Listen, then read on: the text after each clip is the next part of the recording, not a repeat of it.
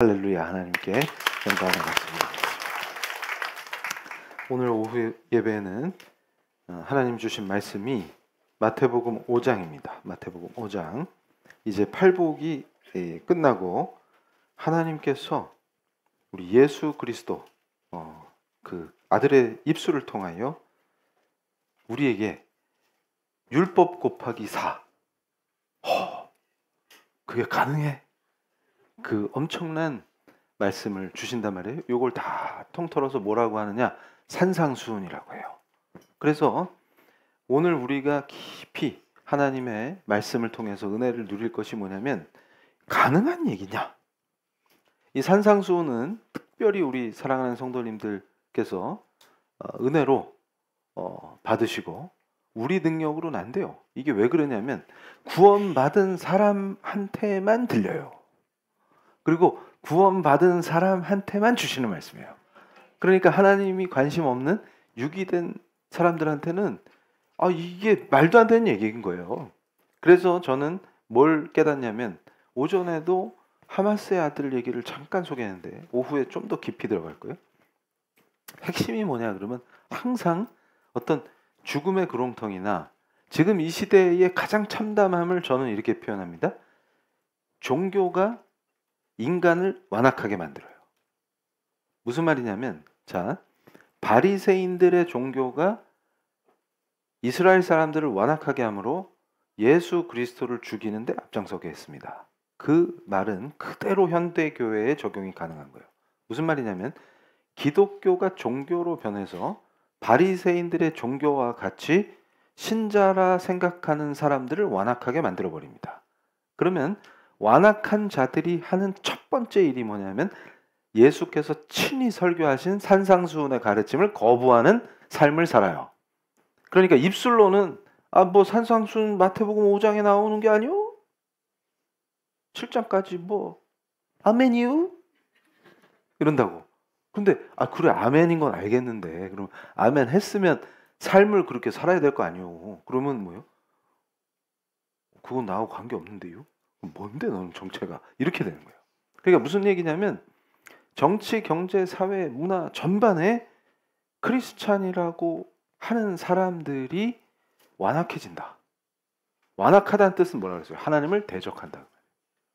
이미 우리가 배웠어요. 그러니까 완악의 의미는 하나님이 냅두신다. 왜냐하면 은혜를 갈구하는 게 아니기 때문에 그럼 뭘 갈구하는데? 그러면 우리가 볼 때 종교로 완악해진 인간들이 종교 생활은 더 잘해요. 바리새인들 열심 짱. 그러면 이 현대의 바리새인들 아싸 열심으로 하면 뒤지지 않습니다. 그럼 이 사람들은 뭐 하는 거예요? 그러니까 산상수훈을 거부하는 종교적 가르침을 가지고 산상수훈을 더 잘 거부하고 그 그리스도를 대적하는 가르침을 실현하도록 기도하는 거예요. 그래서 제가 오전에도 그랬죠. 이게 얼마나 무시무시한 얘기인지를 못 느끼겠냐? 그럼 좋아 죽는데 뭘 느껴요 지금? 그래서 제가 그랬어요. 하박국 시대에도 곧 뒤질 것인데 그들은 걱정이 없습니다. 거꾸로 하박국은 늘 근심과 이 근심은 차원이 다른 거예요. 우리는 주가 주신 평화 속에 있죠. 그런데 하박국의 생각은 뭐예요? 지금 눈앞에 스크린처럼 하나님이 알려주신단 말이에요. 곧 예루살렘이 어떻게 초토화될지를. 그러면 어떻겠어요? 그 사람들이 안타까우니까 그 안타까움이 그 근심이고 평화가 없다는 뜻이 아니고 이미 하박국은 하나님의 선지자로서 은혜와 평강을 누립니다. 그런데 그 안타까움 때문에 기도하는 거예요. 그러니까 지금 오늘 본문 말씀이 5장 10절 보세요. 의를 위하여 박해를 받은 자는 복이 있나니 천국이 그들의 것임이라. 그런데 9절에 화평하게 하는 자는 복이 있나니 그들이 하나님의 아들이라 일컬음을 받을 것이요. 이건 지난주에 우리가 다뤘단 말이에요. 그런데 지금 9절과 10절이 충돌하죠. 왜냐하면 충돌하는 게 아닌데 인간의 관점에서 보면 충돌하는 거예요. 분명히 화평하다고 하셨는데 화평하는데 박해는 왜 받아요? 아니 지금 박해는 저쪽에서 우리를 친다는 뜻이잖아요. 그러면 분명히 9절에서는 화평하게 하시고 그게 바로 화평하게 하는 자는 복이 있고 그들이 하나님의 아들이라 일컬음을 받을 텐데 화평하게 하고 복 받았는데 하나님의 아들이라는 얘기도 듣고 아싸 이랬는데 바로 다음 절에서 박해를 받으면 뭐예요 이게? 두 개가 말이 안 되잖아요 지금. 그럼 서로 상충되냐? 절대 그렇지 않다고 말해요. 그래서 제가 이 말씀을 깊이 묵상할 때 화평은 하나님이 결과적으로 주시는 것이다. 이렇게 말씀드렸어요. 그게 우리가 오후 예배 때도 제가 야베스의 기도를 통해서 우리 성도님들을 축복했는데 하나님께 올려드리는 거죠. 우리 성도들의 삶을. 그럴 때 환난을 벗어나 근심이 없게 하소서 하는 그 말씀을 생각해 보세요. 그게 뭐냐면 화평을 이루는 삶을 누려라 그 말이에요. 엄청난 축복인 줄로 믿습니다. 누릴지어다.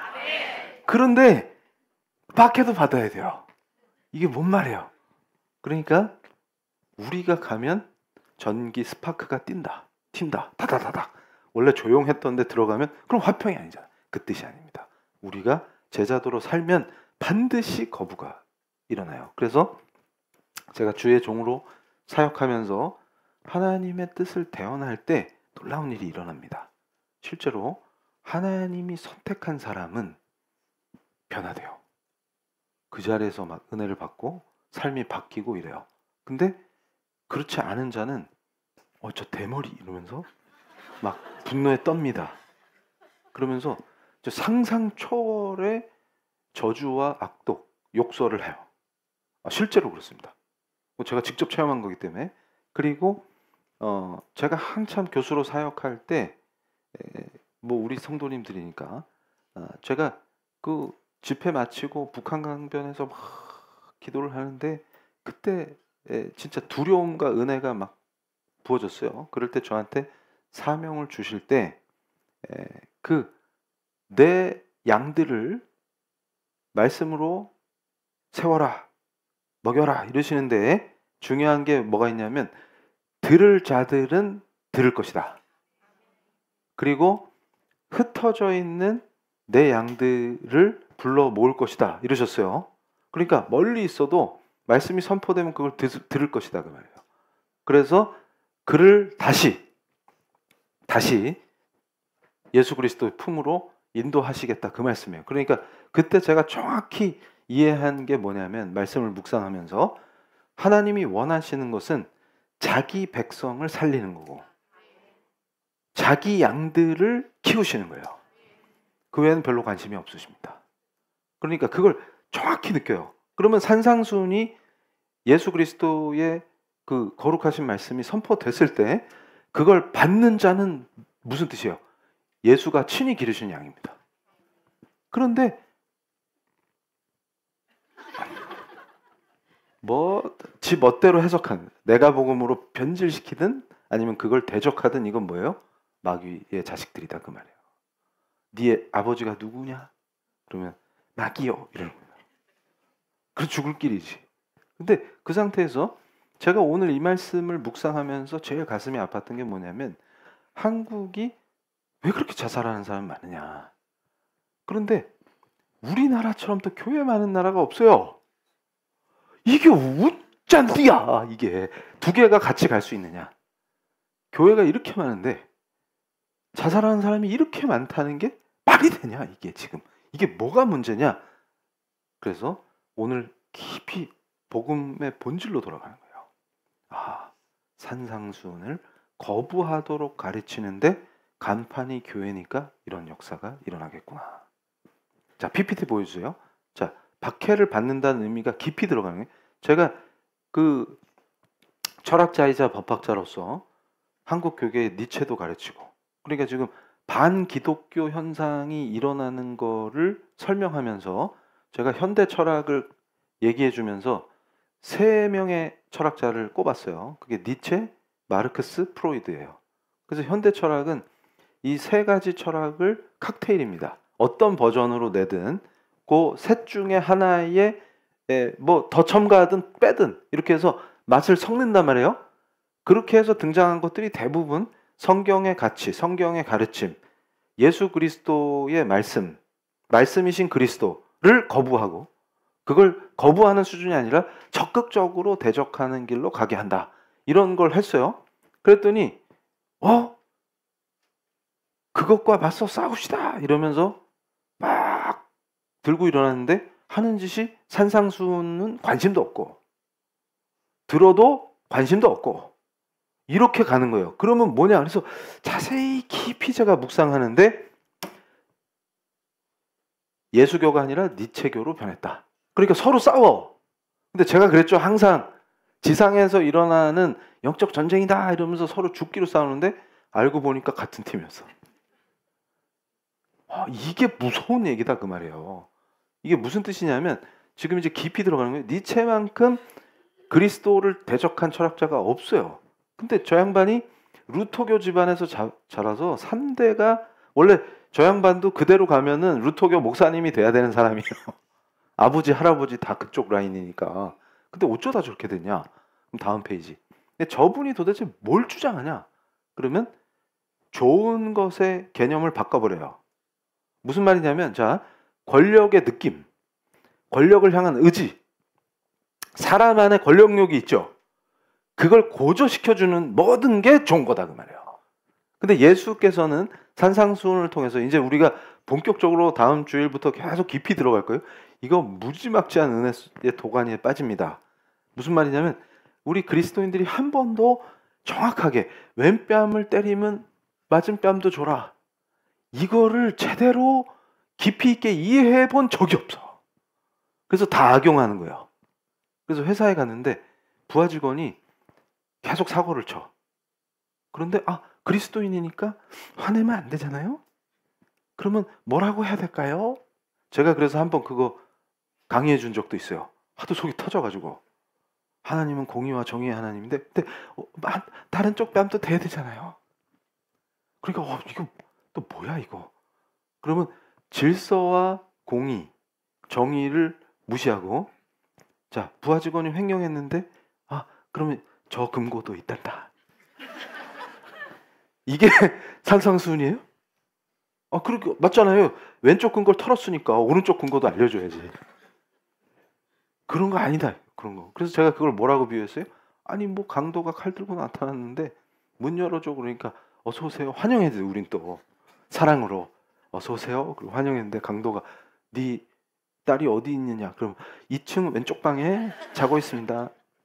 근데 또 친절해야 되니까 안내까지 해주고. 그런데 그러고 나서 네 아들은 어디 있는데? 그러면 왼쪽 뺨을 맞았잖아요 지금. 그럼 오른뺨도 맞아야 되잖아요. 그럼 그 아들 방도 알려주고 그렇게 해요? 그걸 뭐라고 불러요? 미쳤다. 치료가 먼저다. 근데 그런 쪽이 한쪽 있고 또 한쪽은 뭐예요?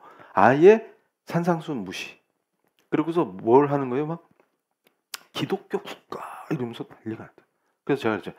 그 말 자체가 언어 도단이다. 예수의 산상수훈을 묵상해봐라. 그러면 누가 예수가 하나님 나라를 그따위로 선포했냐?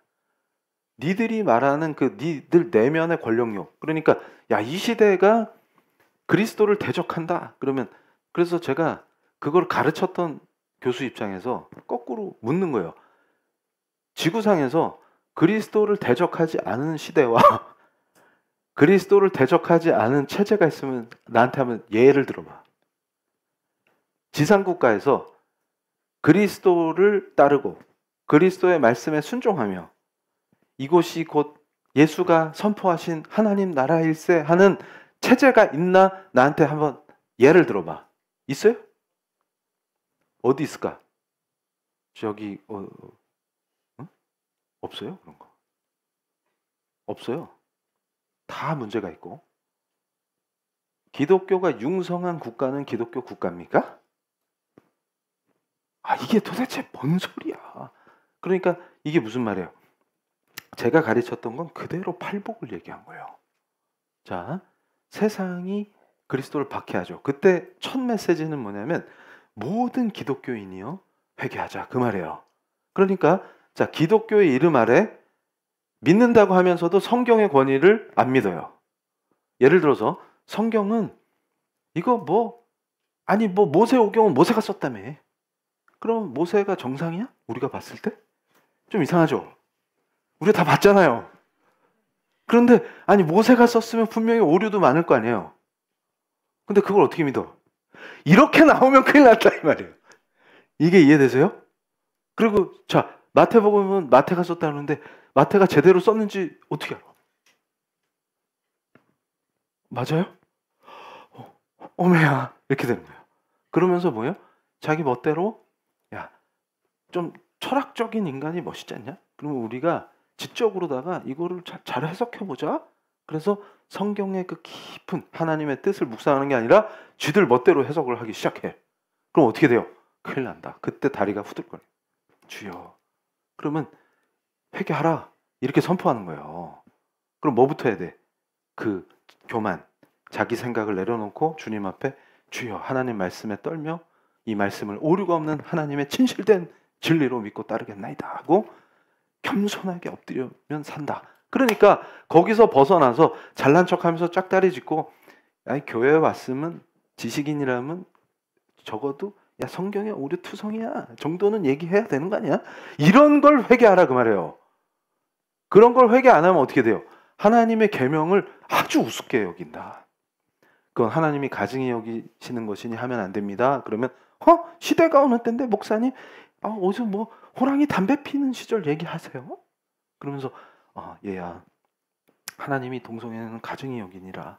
그러면 형제여 돌이키자 나하고 말씀 배우자 이러면 아이고 그거 인권인데 목사님은 법철학자라는 사람이 무슨 인권 간수성이 떨어지네. 그럼 아니 성경에 나오지 않냐? 그럼 그거 다 구라예요. 이러면은 뭐라 그러겠어요? 주여 이렇게 되는 거예요. 그러니까 그렇게 하고 계신 분들이 그 중에 진짜 하나님이 선택한 사람들이면 그 말씀 속에서 회개를 합니다. 실제로. 제가 그거 많이 봤어요. 실제로 경험했어요. 말씀이 선포되면 그걸 듣고 회개하는 사람들이 나와요. 그리고 돌아섭니다. 주님께 돌아와요. 그런데 그걸 가르쳐 놨더니 그리고 뭐예요 지금? 제가 선포한 거는 팔복이에요. 자, 하나님의 사람이 그대로 하나님의 뜻을 가지고 하나님의 도구가 되겠다 하고 자기를 부르신 곳에 들어가요. 그럼 파열음이 일어난다 그랬죠? 이때 파열음은 또라이 짓해서 충돌하는 거 아니에요. 파열음이 일어나게 돼 있어요.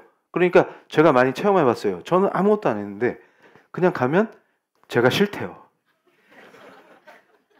그러면 우리 사랑하는 성도님들이 오늘 말씀을 딱 보고서 뭘 기뻐해야 돼요? 박해가 없는 삶. 좀 이상한 거예요. 잘 생각해 보세요.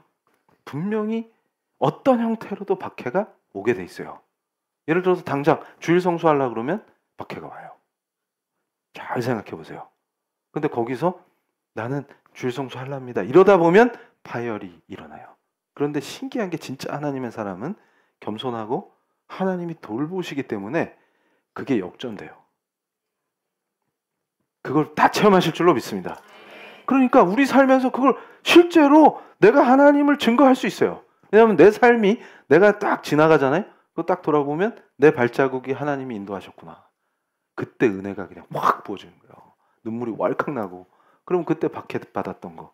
그러니까 뭐예요? 그 어떤 분이 간증하는 거. 어릴 때 그 선생님이 그때만 해도 막 중학교도 막 시험 봐서 갈 때 아니에요. 시험 봐서. 그래가지고 그분은 아주 고위직에 있었던 분인데 고위직에 있어서 중요한 게 아니라 그 간증이 엄청 은혜되는 거예요. 그 어린 게 초등학생이잖아요. 근데 지금 중학교 시험을 봐야 되는데 그때만 해도 뭐 중학교들이 다 서열이 있기 때문에 좋은 중학교 가려면 막 그리고 그 진학률이 있잖아요 또. 그러니까 선생님이 너 주일에도 나와서 자율학습 해야지 너만 빠져 너만 이러는데 또 우등생이란 말이에요. 그러니까 선생님이 더 때리는 거예요. 애들 앞에서 건의가 무너지면 안 되잖아요 지금. 전원 집합했는데 모범생 걔만 안 나와. 그래서 넌 왜 그래? 그러면 저는 주일 성수해야 되는데요. 그러니까 딴 애들도 너만 교회 댕겨? 이렇게 되는 거예요. 딴 애들은 다 나왔거든? 교회 다니는 사람 손 들어봐. 그럼 쟤요! 이러는데 너는 어떻게 나왔냐? 그러면 저는 좋은 학교 가려고요. 하나님의 영광을 위해서 좋은 학교 가야 돼요. 이러고 나왔단 말이에요 지금. 근데 걔는 맨날 빠지니까 그렇게 두들겨 맞는 거예요. 근데 그걸 견디는 거예요. 애가.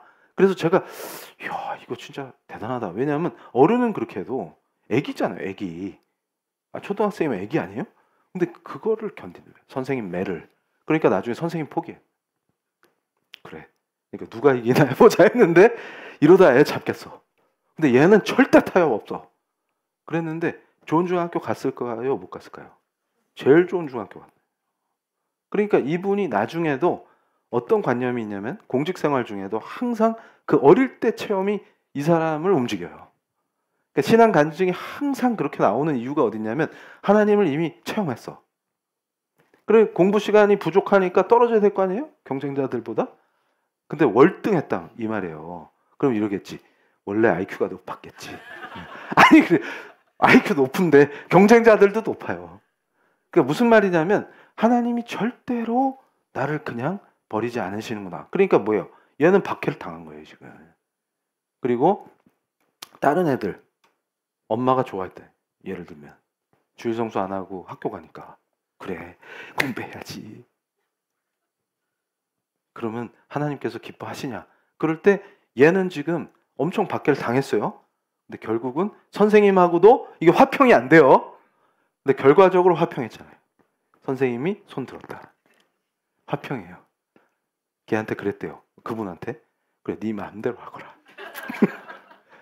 나는 손을 뗄란다. 그러니까 어떻게 돼요? 화평해 준 거예요. 그걸 팔복이 얘기하는 거예요. 그 아이에겐 엄청난 복이 임하는 겁니다. 그걸 뭐라 그래요? 복이라고 하는 거예요.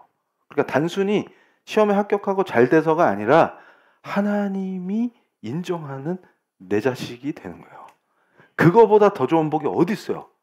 그러니까 박해를 당하는 게 기쁨이에요. 그래서 뭐라 그래요?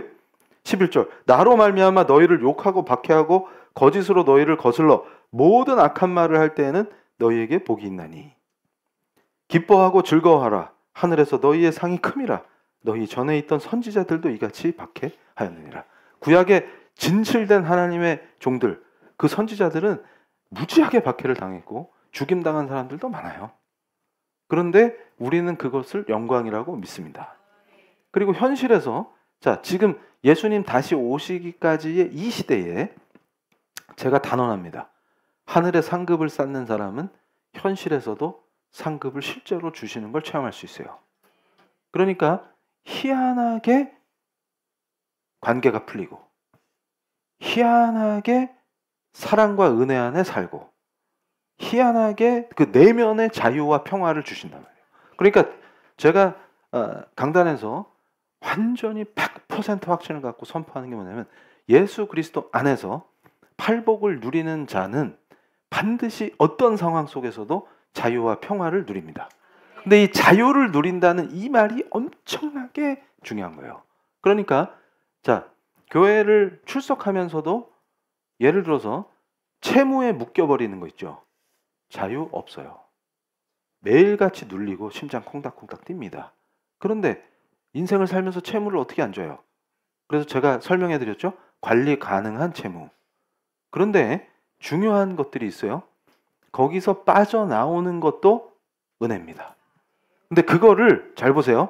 지금까지 내가 예수 그리스도의 말씀에 청종하지 않아서 발생한 문제들을 회개하고 돌이킬 때 어떻게 거기서 건져내시는가를 체험하면 어떻게 돼요? 복이 부어져요. 그리고 하나님을 느끼게 됩니다. 그리고 그분께 순종하게 돼요. 그러면서 어느 길로 가요? 자기도 모르게 전에는 간신히 방어적 수렁에만 안 빠지면 다행이다 이런 인생에서 점점점 어떻게 돼요?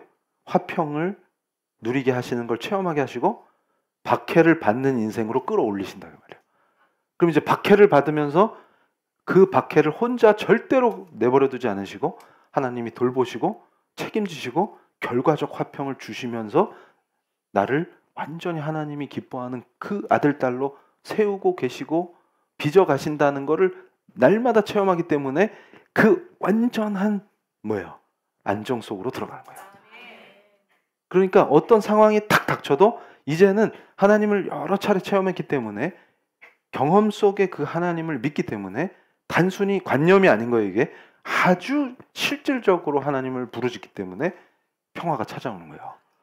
그거를 알게 하신다. 그래서 자 다음 페이지. 그래서 앞에 거 잠깐. 여기서 제가 이 시대에 강조하는 게 저거 있죠. 제가 크리스텐덤과 기독교를 구분했어요. 기억하실지 모르겠는데 저게 뭐냐면 기독교 국가라는 거예요. 그리고 요즘 유행하는 게 기독교 국가주의.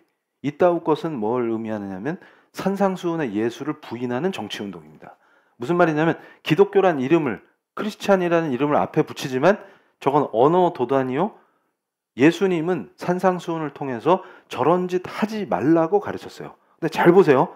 저런 짓의 본질은 어디 있냐? 니체가 얘기한 것처럼 우리 안의 권력을 향한 욕망. 그러니까 무슨 말이냐면 자, 기독교인들이 이 시대에 당하고만 있으면 되겠습니까? 떨쳐 일어나서 우리 힘을 보입시다. 으아! 이러면 뭐예요?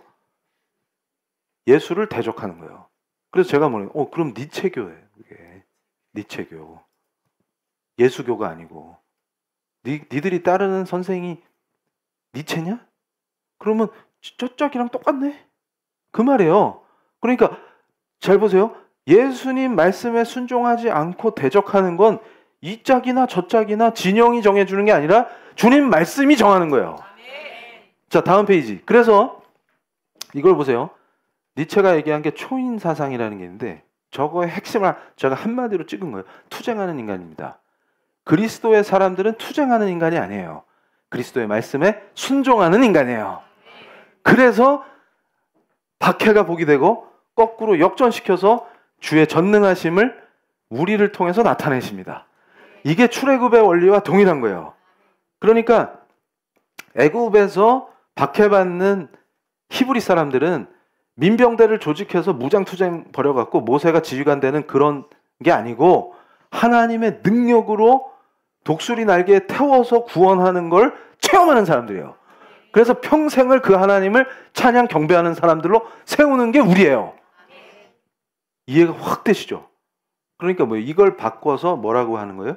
자, 기독교 국가를 세워보자. 이러면서 바로의 군대와 한번 붙어. 그러면서 홍해 앞바다 앞에서 배수진을 치고 전투를 벌이는 그것을 찬송하는 것은 기독교가 아닙니다.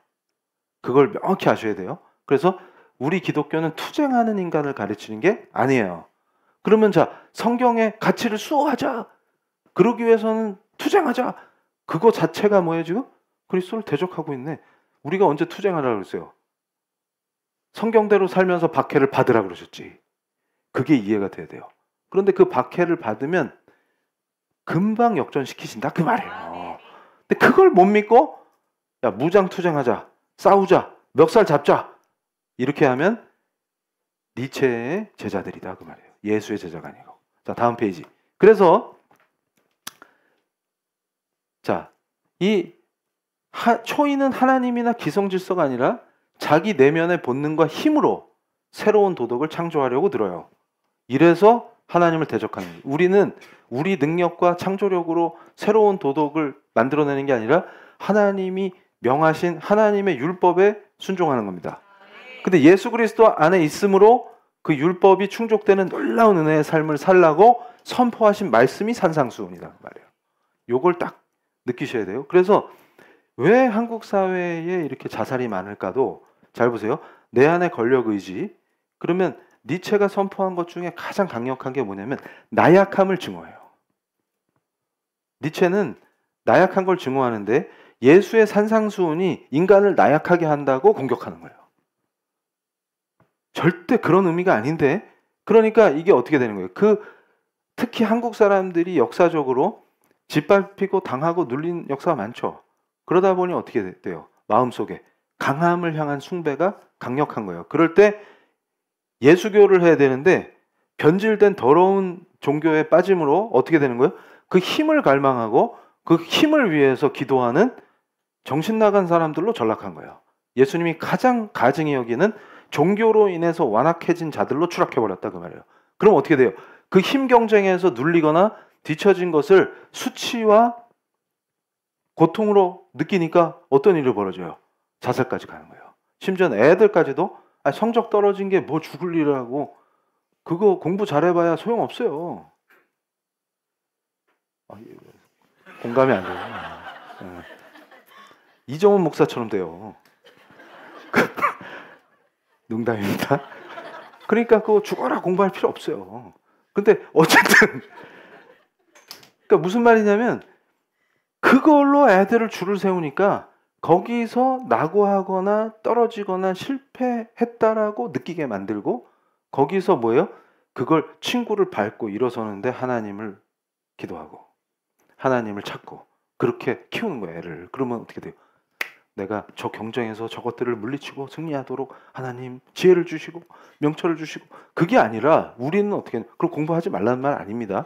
우리는 어떤 자세냐면 윌버포스처럼 국회의원이 되면 다 죄인이다 그 말이 아니라 하나님의 도구가 되도록 기도하는 거예요. 그럼 내가 이 공부를 왜 하냐? 그러면 하나님의 도구로 생명을 살리기 위해서 그러려고 공부하는 거예요. 그러면 어떤 일이 벌어져요? 놀라운 일이 벌어진다 그 말이에요. 그러니까 장기려 박사님 생각해 보세요. 아니 의술을 그 어려운 시기에 배워가지고 부산에서 얼마나 가난한 사람들을 그 형제 자매들을 살렸습니까? 그러니까 그 장 박사님 때문에 예수 믿은 사람이 천지다 그거. 그럼 생명을 얻고 그 도구로 쓰임 받잖아요. 그러려고 공부하는 거예요. 그게 산상수훈의 시련입니다. 근데 거기서 내가 뭐 의리의리한 무슨 엄청난 병원의 병원장으로 출세해 보겠다 그런 게 아니잖아요 지금. 근데 그걸로 이 하나님을 향한 기도가 그렇게 변질됨으로 어떻게 되는 거예요? 본질이 파괴됨으로 완악한 인간으로 전락한다 그 말이에요. 그래서 자 여기서 다음 페이지. 그래서 이거 제가 그래서 깜짝 놀랐어요. 제가 니체 연구를 많이 했는데 트로트에 아모르 파티가 있더라고. 그래서 제가 어디 길을 가는데 아모르 파티 이래가지고 헐 니체가 나와? 이래가지고 깜짝 놀랐어요. 근데 이게 뭐지? 그랬더니 뿅뿅뿅뿅뿅뿅 이러더라고요. 그래서 이게 뭐지? 그래서 순간 완전 멘붕에 빠졌어요.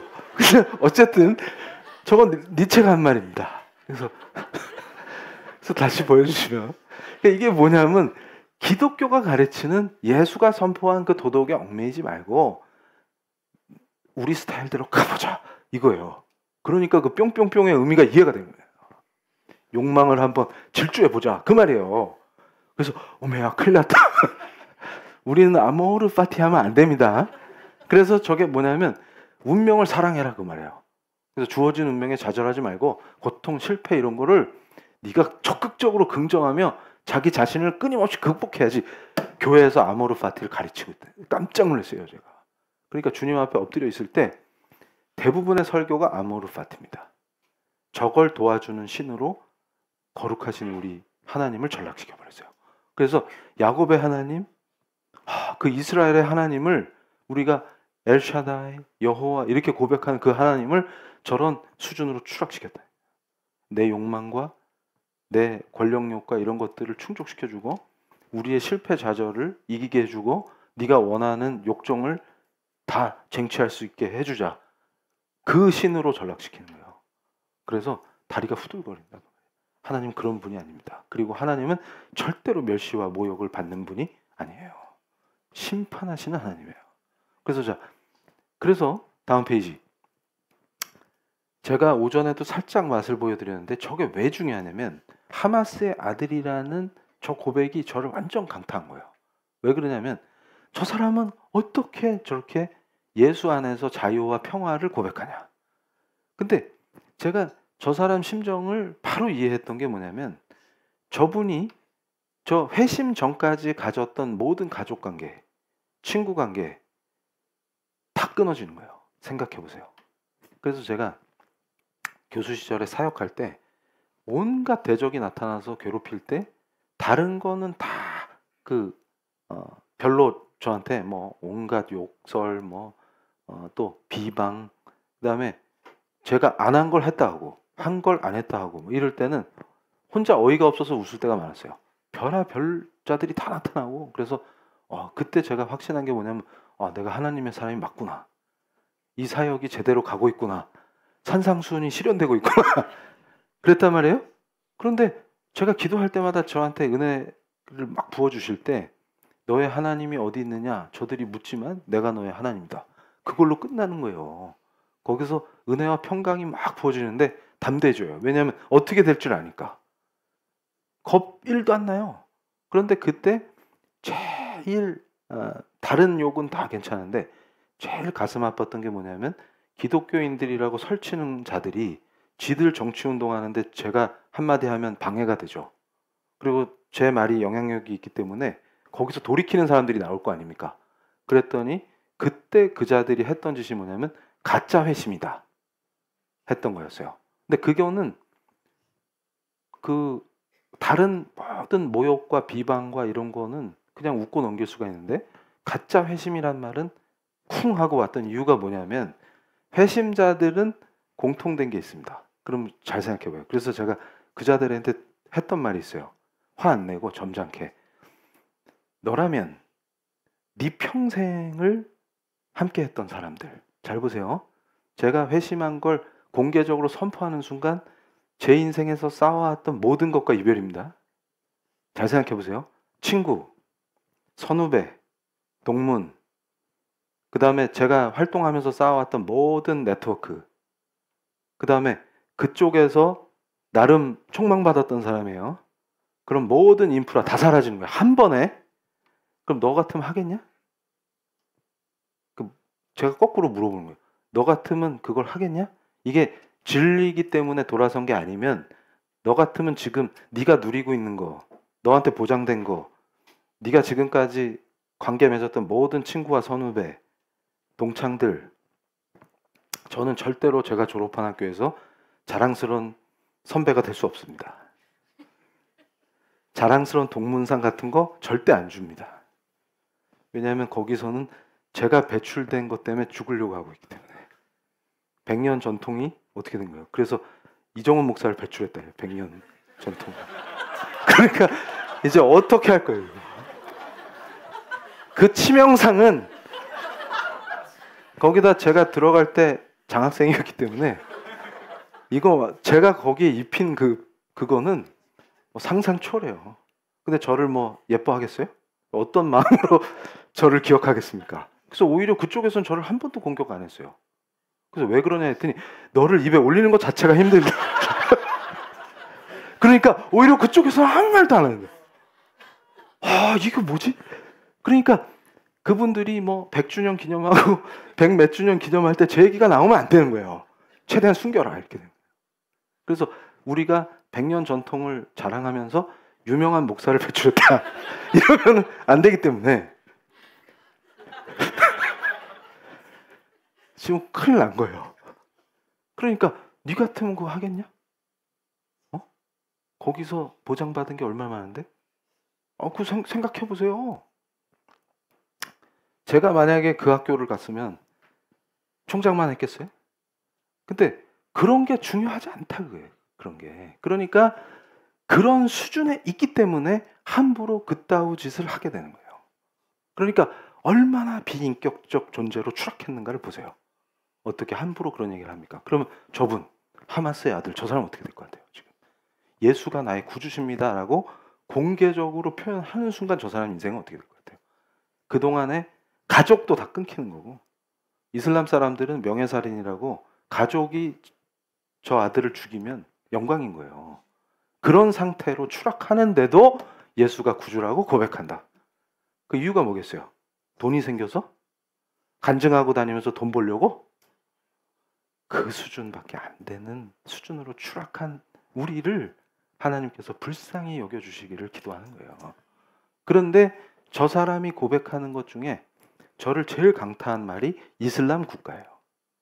왜 그런 고통을 당했냐? 그러면 이슬람 국가를 세워보자라는 이게 무슨 말이냐면 정치 이념이 종교로 변신하면 인간을 완전히 쓰레기로 전락시킵니다. 무슨 말이냐면 생명을 도구로 삼기 시작한다 그 뜻이에요. 그래서 제가 지난번에도 얘기했죠. 우리가 어린이의 생명이 안타깝기 때문에 아기들의 생명을 지킵시다 하면서 낙태에 반대하면 총기 규제에도 찬성해야 됩니다. 왜냐하면 어린애들이 학교에서 총기 난사에서 자꾸 죽어요. 총을 못 갖게 하자는 게 아니라 일정 연령이 안 되면 총을 아예 가질 수 없게 하고 관리를 철저하게 하자는 뜻이잖아요. 그것마저도 뭐라고 해요? 총을 가질 권리는 하나님이 주신 거니까 일정 희생은 감수해야 된다. 제가 그 말이 얼마나 그리스도의 제자인 또 주의 종인 제 마음을 아프게 했냐면 그 총기에 죽은 애들을 생각해 보세요. 희생을 감수할 수 있다라는 그 말이 얼마나 폭력적인 건지. 그리고 그것이 어떻게 산상수훈에 부합하는지. 너희들이 예수의 제자라고 주장하는 것을 나는 용납할 수 없다가 제 주장입니다. 무슨 말이냐면 그 한 번만 생각해도 그 아이를 잃었을 부모님을 한 번만 진짜 예수의 마음으로 생각해도 그따구 말이 나올 수가 없어요. 낙태에 반대하는 이유도 마찬가지입니다. 우리 어린이들 보세요. 얼마나 이쁜가. 근데 걔를 조금 더 어릴 때 죽이는 거잖아요. 나는 거기에 동의할 수 없다는 거예요. 그리스도인이면 거기에 찬성할 수도 없고 그걸 부추기는 법안에도 사인할 수 없고 그걸 지지할 수 없다는 거예요. 그러면 어린이들이 총기 사고로 죽는 것도 용납할 수가 없어야 되는데 왜 선택적으로 적용하냐? 그것은 예수가 왕이 아니라 니들이 추종하는 그 정치 노름에 빠져 있기 때문입니다. 그리고서 어디 함부로 기독교 국가 타령을 합니까? 그래서 제가 그러는 거예요. 그것은 모사부가 얘기한 이슬람 국가나 니들이 말하는 기독교 국가나 같은 거기 때문이다. 그 말이에요. 그러니까 서로 증오하고 싸우게 만들지만 결국은 원팀이에요. 종교로 완악해져서 하나님의 영광이 아니라 니들의 권력과 니들이 원하는 것을 지상에서 실현해 보겠다라고 하는 정치 노름에 불과한 것이다. 그럼 하나님은 그것을 가증히 여기시고 심판하신다. 그런데 역사를 깊이 묵상하면 제가 교회 역사를 잘 알기 때문에 그들 먼저 치십니다. 그러니까 항상 뭐냐면 크리스텐돔으로 변장한 기독교를 하나님이 가증히 여기시기 때문에. 왜냐하면 예수를 따라야 예수의 제자들이에요. 그러니까 예수의 12제자가 각각 민병대를 이끌고 연합해서 전투한다. 그따구 짓을 하신 적이 없어요. 예수님은 본디오 빌라도를 힘으로 굴복시키신 적이 없습니다. 그래서 자, 니체가 뭐라 그러냐면 빌라도에게 당해서 십자가에 못 박힌 게 어떻게 하나님이냐? 그 나약함을 가르치는 기독교는 쓰레기다. 이렇게 가르치는 거예요.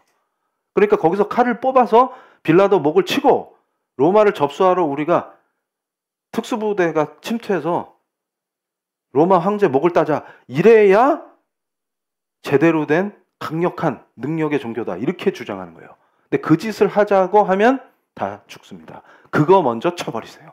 왜냐하면 하나님이 그걸 훨씬 더 가증히 여기십니다.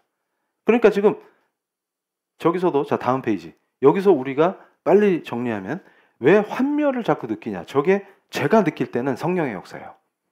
저 안에 가담한 자들이 다 저 생활을 하는데 왜 유독 모사부만 자꾸 저기에 양심이 찔리고 고통스럽고 그러니까 저 사람들이 하마스가 적으로 설정한 사람들을 향해서 테러를 저지르는데 자세히 보니까 테러리스트로 키운 그 아이들 이 친구들은 다 하마스의 자녀들일 거 아니에요? 얘들도 완전히 무슨 도구처럼 써버리더라. 얘들이 죽는 거 눈 하나 깜짝 안 하고 죽이려고 키웠다. 이런 취지로 소모품 취급을 하는 걸 보고 환멸을 느낀 거예요. 그럼 본인은 아버지가 권력자니까 살았지. 자기도 쟤들하고 똑같이 자랐잖아요. 지금 친구들이 자살폭탄 테러하면 자기는 안 죽습니까? 저런 짓을 하면서 생명을 빼앗고 얘도 죽고 이런 짓들을 이데올로기로 장악해서 그럼 이거 왜 하는데요? 그러면 이슬람 국가를 지상에 세워야 되는 이러고 앉아있다. 거기에 환멸을 느꼈다. 그때 뭐가 등장한 거예요? 산상수훈의 말씀을 딱 묵상할 때 뭐가 터진 거예요. 이 성령의 역사가 아니면 절대로 이루어질 수 없는 거예요. 예수님이 하나님이시다. 이분이 참 하나님이시다. 원수를 사랑하라고 가르치시는 분이 하나님이다. 이거요. 그러고서 완전히 돌아섰습니다. 그래서 어떻게 돼요? 다음 페이지. 다음 페이지. 여기서 아주 중요한 길로 가는 거예요. 안 나오네. 그래서 자, 제가 아주 좋아하는 거예요. 모사부의 얘기 중에 제가 제일 좋아하는 게 예수가 주는 자유를 선포하는 거예요. 예수는 자유다.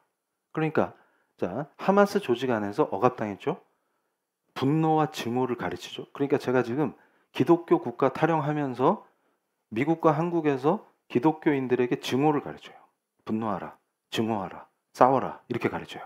근데 예수는 그렇게 가르치신 적이 없어요. 그러면 하마스랑 차이가 뭐냐? 그럴 때 저기서 완전히 산상수훈을 통해서 회복되고 주님을 구주로 시인하니까 모사부가 완전히 딴 사람이 돼서 뭘 고백하는 거예요? 나는 자유하다. 그리고 내 안에 증오와 복수심, 원망, 분노가 없다. 그거예요. 그 기독교인들에게 분노하라라고 가르치는 게 어떻게 기독교입니까? 우리가 정신을 차려야 되는 거예요. 그래서 자 다음 페이지. 그래서 다음 페이지. 결국은 이 종교는 인간의 존엄성을 빼앗습니다.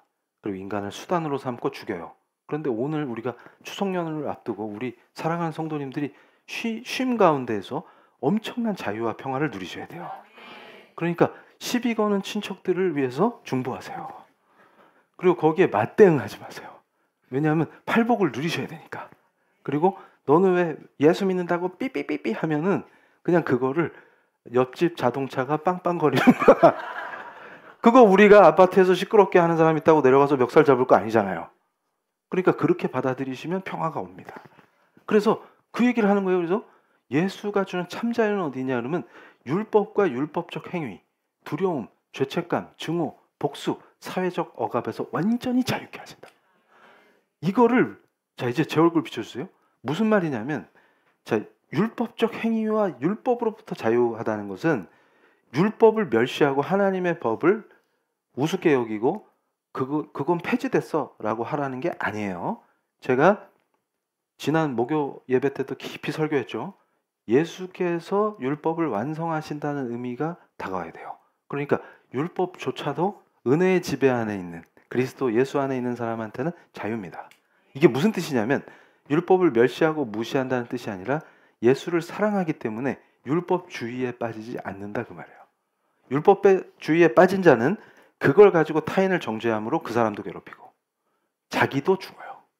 그런데 그리스도의 사랑 안에서 그리스도가 주신 참자유를 알면 그것이 율법이 문제가 아니라 율법주의가 문제인 거예요. 그런 저급한 종교로 완악해지는 인간에서 벗어남으로 나를 향한 사랑, 타인을 향한 사랑이 회복됩니다. 그러니까 우리한테 지금 가장 중요한 것은 그리스도 안에서 누리는 자유와 평화인 거예요. 그러니까 자 이제 기도할 때 오늘 이 간절한 첫 번째 기도의 넘버 원은 뭐냐면 다 필요 없습니다. 무슨 말이냐면 제가 아주 사랑스러운 청소년이 예배 끝나고 저한테 질문을 했어요. 다른 교회 다니는데 우리 예배가 좋아서 목요일 날 와가지고 막 은혜롭게 기도한 청소년이 저한테 질문을 했는데 그때 목사님은 왜 나라를 위한 기도는 안 하세요? 그러니까 이제 공동체 기도를 인도할 때 내가 얼마나 사랑스러운지 몰라요. 근데 제가 답변을 그렇게 해줬어요. 할 필요가 없기 때문이다. 그러니까 이 아이가 깜짝 놀라는 거예요. 아니 그게 무슨 말이에요? 나라의 기도를 왜 할 필요가 없어요? 우리는 하나님 나라를 구하잖아요. 그러면 지상의 나라는 당연히 바뀝니다. 우리로 인해서. 근데 지금 이 문제는 어디 있냐? 하나님 나라를 간구하지 않는 기독교인들 때문이다 그 말이에요. 다시 말씀드리면 지상의 국가를 왜 그렇게 걱정하냐? 하나님 나라는 구하지도 않으면서 우리 인생에서 하나님 나라를 구하면 예수 안에서 자유를 누리게 됩니다. 그리고 박해를 두려워하지 않고 우리를 부르신 곳에서 예수의 사람답게 행하게 돼요. 그럼 그 결과로 하나님이 우리 성도들을 부르신 그 자리를 다 바꿔주실 텐데 그럼 어떻게 돼요? 결과적으로 국가가 바뀌겠네요? 우리로 인하여 개혁되겠네요? 그런데 그걸 왜 기도를 해요? 우리가 회복되는 걸 기도해야지. 그러면 제가 오늘 이 공예배의 기도 속에서 우리 성도님들께 간구하도록 첫 번째 기도 제목의 요청은 뭐겠어요? 다른 거 다 필요 없습니다. 다른 거 다 필요 없어요. 뭐 해주세요? 가족, 친지, 걱정 일단 다 내려놓으세요. 누가 제일 급한 거예요? 우리 자신. 우리 성도님 본인이 예수의 자유, 모사부가 누리는 그 자유와 평화를 못 누리면 아무것도 필요 없는 거예요. 내 자신이 진짜로 예수가 주시는 평화 안에 있느냐? 예수가 주시는 그 자유함 속에 있느냐? 기쁘냐? 모사부가 얼마나 고통받겠어요. 말이 그렇지 쉽습니까? 지금 현상금이 얼마나 걸렸겠어요. 두렵지 않다고 예수 안에 있기 때문에. 그리고 자유하다고 고백합니다. 그 자유와 평화가 우리 성도들에게 임할 줄로 믿습니다. 그리스도 예수 안에서 내 심령의 깊은 자유와 평화가 먼저 회복되기를 기도합니다. 우리를 얼검했던 것들, 우리 성도님들의 자유를 억압했던 사슬들, 그것이 무엇이든 심리적인 문제든 우리 예수가 다 해결해 주셨음에도 내가 상처를 핥고 있지는 않은지 의미가 없습니다. 우리 주님이 십자가에서 이루셨습니다. 그 피로 우리의 모든 상처와 아픔과 고통과 고난과 예수 믿기 전에 받았던 수많은 비인격적인 대우와 아픔과 지금 이 순간에도 사회생활 속에서 칼날과 같이 나를 핥혔던 그 모든 것이 그리스도 예수 안에서 자유케 된 줄로 믿습니다. 그것에 자꾸만 집착하고 상처를 핥고 또 핥고 연민에 빠지고 슬퍼하고 아파하는 것이 아니라 이제는 모든 상처와 아픔을 내가 받은 상처와는 비교도 할 수 없는 고통을 참으신 나의 주님께 맡깁니다. 주님은 죄가 없는 완전한 인간의 몸으로 오셔서 그 등에 살점이 찢겨져 나가는 채찍을 받으시고 우리를 사랑하셨고 우리의 이름을 부르며 기도해 주셨습니다. 그 중보자를 생각합니다. 주님, 하늘에 거룩하신 하나님의 아들이 이 땅에 오셔서 군인들이 침을 뱉고 옷을 벗겨서 등에 살점이 뜯겨져 나가는 채찍질을 당하면서도 죄인인 우리를 살리시고자 우리를 위하여 중보하신 우리의 주님을 묵상합니다. 주님, 우리가 세상 속에 살면서 받았던 상처와 고통, 모욕, 아픔, 비방들은 우리 주님이 당하신 거에 비하면 저 같은 죄인이 주님 앞에서 무엇을 말할 수 있겠습니까? 주님, 모든 것이 은혜인 줄로 믿습니다.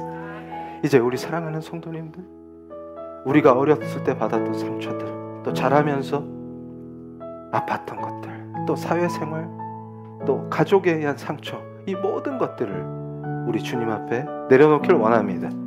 주님, 다루어 주시옵소서.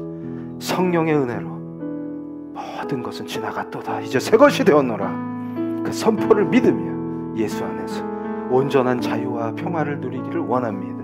주님, 살인의 현장에서 살인 기계로 키워지는 그 속에서 고통받던 그 영혼이 주님을 구주로 시인하면서 받았던 놀라운 자유와 평화, 우리는 주 안에서 그런 환경에서 자라지 않은 것을 감사로 고백합니다. 그러나 우리가 작은 것에 취해서, 작은 것에 함몰돼서 나의 의식과 영혼이 작은 것에 집착함으로 수렁에 빠지고 예수가 주시는 참 자유와 평화와 은혜를 누리지 못했던 그 모든 것을 회개하길 원합니다. 지금 이 순간 회개 기도 속에서 하나님의 놀라우신 은혜 속에서 성령께서 그 모든 것을 치유해 주실 줄로 믿습니다. 우리 성도, 지금 이 자리에서 공예배의 기도를 함께하는 하나님의 사랑받는 아들, 딸들이 이제 예수 그리스도의 은혜로 완전히 회복되기를 간구드립니다. 우리 사랑하는 성도님들, 자기 오른손을 왼쪽 가슴에 올리고 간절히 기도하시겠습니다. 이 순간 치유하시는 우리 성령님, 그리스도의 영이신 성령께서 우리가 더 예수 그리스도를 갈망함으로 우리를 위하여 십자가에서 모든 모욕과 고난과 고통을 인내하시며 죽기까지 우리를 사랑하신 예수 그리스도를, 그 그리스도의 품 안에 있기를 원합니다. 의심 많은 도마와 같았던 우리를 용서하여 주시옵소서. 더 깊숙이 예수의 사랑을 느끼게 하시며 지금 우리 성도들의 심령과 육신에 새겨져 있는 그 아픔을 우리 그리스도의 손과 발에 못 박힌 그 못자국을 생각하면서 완전히 치유되게 하여 주시옵소서. 예수의 보혈이 우리를 덮습니다. 우리 성도들을 씻어주십니다. 완전히 깨끗게 하십니다. 믿습니다. 주님 역사하여 주시옵소서. 자유케 될지어다, 해방될지어다, 평화를 누릴지어다. 주의 권능과 당신, 우리 성도들을 완전히 자유케 하여 주시옵소서.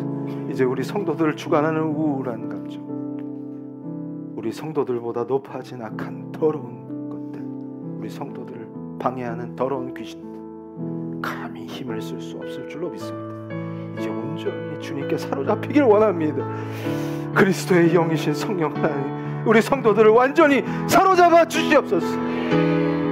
성령으로 살게 하시고 늘 그리스도를 묵상케 하시고 그리스도의 보혈이 머리끝에서 발끝까지 매일같이 매 시간마다 기도할 때마다 부어주셔서 우리 성도들을 정결하고 깨끗하고 건강하게 하여 주시옵소서. 주님, 완전히 과거의 상처로 벗어나게 하여 주시옵소서. 아팠던 기억이 사라지게 하여 주시옵소서. 이제는 은혜와 충만한 사랑, 자유와 평화만이 우리를 다스릴 줄로 믿습니다. 주님이 왕되심으로 주의 통치가 임할 때 우리를 흔들었던 증오와 분노, 원망이 사라지게 하시며 그리스도의 사랑 안에서 기뻐하며 오직 그리스도를, 그 한 분만을 바라보며 그리스도 안에서 모든 것이 회복될 줄로 믿습니다. 우리 사랑하는 성도님들, 간절하게 주님 부르고 기도하실 때 우리 성도를 억압하는 우울함, 불안감, 초조함, 두려움, 모든 부정적인 감정들이 예수의 권능으로 씻겨질 줄로 믿습니다. 완전한 자유와 평화를 주시옵소서. 주님 부르시겠습니다. 주여! 치유하여 주시옵소서. 우리 성도들의 내면을 치유하여 주시옵소서. 아팠던 과거의 기억들이 더 이상 우리 성도를 주장하지 못하게 하시고 우리 성도를 흔들지 못하게 하시고 악한 영은 물러갈지어다. 감히 더러운 손길로 우리 성도들을 낚아채지 못하게 진멸하시고 오직 은혜와 사랑으로 아팠던 모든 쓰디쓴 기억들이 주의 거룩하신 보혈과 은혜로 씻어지게 하여 주시옵소서. 내가 받았던 모욕과 내가 받았던 비방과 내가 받았던 수치와 당했던 모든 수치들이 이제 영광의 찬송이 되게 하시고 주님을 향한 더욱 뜨거운 사랑과 은혜로 바꿔주실 줄로 믿습니다. 주님, 이 거룩한 동예배의 기도 속에서 우리 성도들의 그 깊은 심령의 아픔을 예수 그리스도의 보혈로 씻어주시고 은혜와 사랑으로만 충만케 되게 하여 주시옵소서. 평화를 주시옵소서. 자유케 하여 주시옵소서. 그 거룩하신 주의 희생과 우리 주 예수 그리스도의 못자국난 손으로 우리 성도들을 친히 한 사람 한 사람 만져주시며 은혜로 회복시키시며 더 깊은 사랑으로 더 깊은 자유와 평화로 우리 성도들을 인도하여 주시옵소서. 오 하나님 감사합니다. 오 하나님 감사합니다. 간절히 기도하는 가운데 우리 성도들이 모두 치유되게 하시고 그 영혼 깊숙이 박혀있는 쓴 뿌리를 뽑아주시고 박혀있는 가시들을 뽑아주시옵소서. 모든 부정적인 감정과 분노와 원망과 증오가 우리 주님을 묵상하며 주님의 사랑을 간구하며 예수님, 오 예수님, 예수님, 당신만이 우리의 구주신 유일하신 구세주신 영원하신 하나님의 아들이신 우리를 중보하시는 대제사장이신 줄 믿습니다. 우리가 영원히 예수 그리스도 그 이름을 찬양하며 그 은혜 안에 거하며 주시는 사랑과 평화를 누리게 하여 주시옵소서. 진실된 마음, 진실된 은혜 안에서 우리의 길을 인도하시며 우리 성도들을 완전한 은혜와 사랑으로 묶어주실 줄로 믿습니다. 우리가 누리게 하여 주시옵소서. 그 자유와 평화를 누리게 하여 주시옵소서. 주님, 주님, 우리 성도들을 다루어 주시옵소서. 하나님, 자 우리 사랑하는 성도님들 입술로 예수 그리스도를 사랑함을 고백하시고 그리고 예수가 주시는 그 충만한 자유와 평화와 사랑을 누리게 하신 줄로 믿습니다. 자 이제 입술로 고백하시겠습니다. 예수님 사랑합니다. 우리와 연합하여 주시옵소서. 주의 보혈로 씻겨지고 우리의 모든 상처가 치유됐음을 믿습니다. 이제 우리는 완전히 새로운 피조물로 거듭났음을 믿습니다.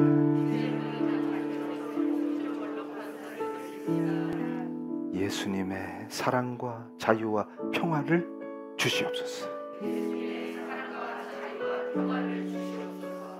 자, 제가 대표로 기도할 때 우리 사랑하는 성도님들 한마음 한뜻으로 기도하시겠습니다. 아버지 하나님, 지금 이곳에 간절한 마음으로 부르짖었던 주의 거룩하신 못자국난 손이 우리 성도들의 심장을 만지신 줄로 믿습니다. 이제 그 어떤 악한 영적 권세도 예수 그리스도의 이름 권세로 물리치며 우리 성도들을 주관했던 모든 상처와 아픔들이 예수 그리스도의 거룩하신 보혈로 완전히 깨끗게 씻어졌음을 믿습니다. 깊이 박혀있던 무의식의 쓴뿌리를 뽑아주시고 가시와 같은 것들을 완전히 제거해 주셨음을 믿습니다. 우리가 예수 그리스도 안에 거할 때 우리 성도들이 온전한 자유와 평화를 누리게 하실 줄로 믿습니다. 세상 속에서 받은 모욕과 비방과 당했던 모든 수치가 이제 영광의 찬송으로 바뀌게 하실 줄로 믿습니다. 주의 영광을 보게 하여 주시옵소서. 주님, 우리 성도들이 자유와 평화를 누림으로 예수 안에서 완전한 은혜로 사랑으로만 충만케 되게 하셔서 더러운 세상과 죄를 이기게 하시고 오직 영원한 생명으로 인도하여 주시옵소서. 이미 주신 영원한 생명을 누리며 영원토록 주와 연합하기를 간절히 기도합니다. 예수 그리스도의 이름으로 기도합니다. 아멘. 할렐루야. 자, 오늘 이 공예배의 기도에서는 제가 일체 다른 기도 다 생략했어요. 왜냐하면 내가 자유와 평화를 못 누리면 아무 의미가 없습니다. 내가 자유와 평화를 누리면 그 선한 영향력으로 다 정복됩니다. 내 가정도 바뀝니다. 내 일터도 바뀝니다.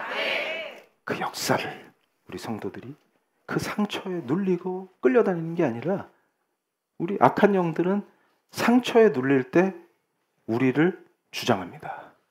거기에 더 빠지게 하고 거기에 더 머물게 하고 그걸 자꾸 붙잡게 만듭니다. 그런데 우리는 권세가 있습니다. 그것은 우리의 권세가 아니라 예수 이름의 권세인 줄로 믿습니다.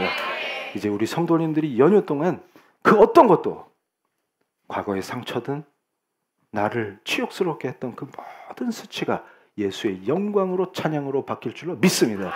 이제는 담대하게 상처와 공격과 더러운 것들을 예수 이름 권세로 물리치게 하실 줄로 믿습니다.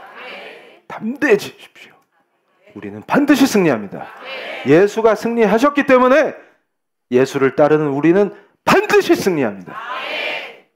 봉헌하시겠습니다.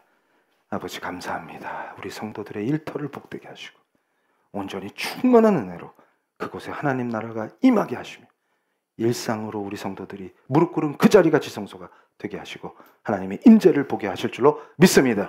풍성한 은혜와 사랑으로 완전히 역전된 새로운 피조물의 영광을 누리게 하여 주시옵소서. 예수 안에서 자유와 평화를 누리는 귀한 하나님의 아들 딸들로 완전히 승리케 하여 주시옵소서.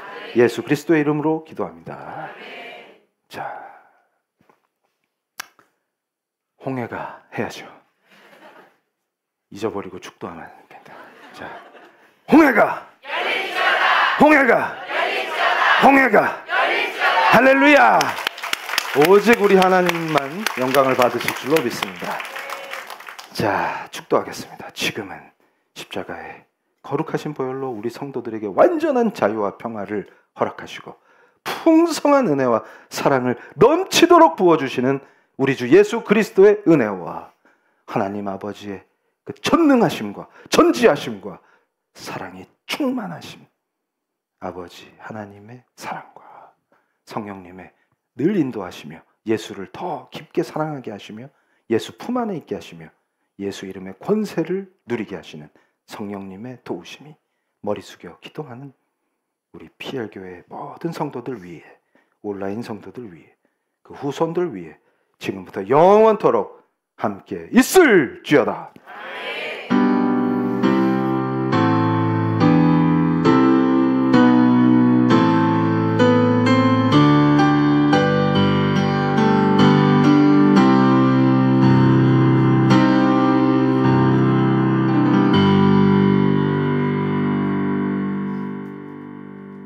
할렐루야. 자, 연휴 건강하고 행복하게 즐겁게 보내시고 다음 공예배에 뵙겠습니다. 할렐루야. 승리하십시오.